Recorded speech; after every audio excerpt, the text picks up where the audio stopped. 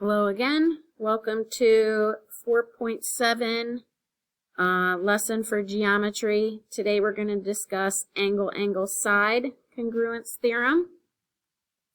And this is a continuation. We've already learned side, side, side, side, angle, side, and angle, side, angle. So we have two more basically. And this one is angle, angle, side. For short, AAS. All right, let's get started. If two angles and a non-included side of one triangle are congruent to two angles and a non-included side of another triangle, then those triangles are congruent. Okay, I'm going to label, as usual, the left one as triangle ABC and the right one as triangle XYZ. So we need an angle, then a side. Okay, I'm going to start with angle A. He's given that angle A is congruent to angle X.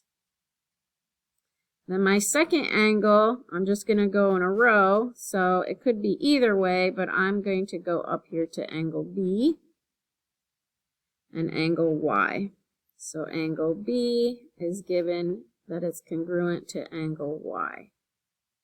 Now my side, my third piece of information, has to be not included.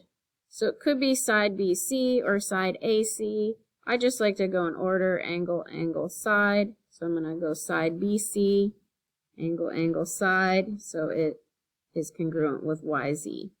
So side BC congruent to side YZ. If you have these three pieces of information, angle, angle, side, then you know your triangles are congruent. So triangle ABC is congruent to triangle XYZ. Okay, at this point in the video, I would like you to pause, try the example below, and then once you've finished, unpause the video and check your answers. Okay, in this example, I'm asking to see if you can show that the two triangles are congruent by angle, angle, side. So we're not looking for any of the other ones we did before. If so, you state your congruent triangles. Okay, well, I see two angles. So angle A is marked, and that's not just angle A. Oops, I'm missing my labels. So let's finish labeling our rectangle here. So we have A, B, this point is C, and then D. Okay, so angle BAC, so this one right here, is marked congruent with angle DCA. Angle DCA. And that's marked, so we mark it as given. Then we have our right angles marked. So I can say angle B is congruent to angle D because they're both marked with 90-degree angles. So that's given. And then I can see that this side right here, side AC, is shared between both triangles.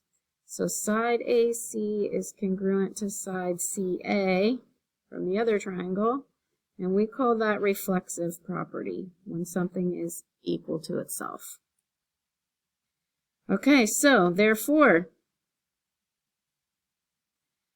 triangle, I'm going to start at A, B, C. Triangle ABC is congruent to triangle CDA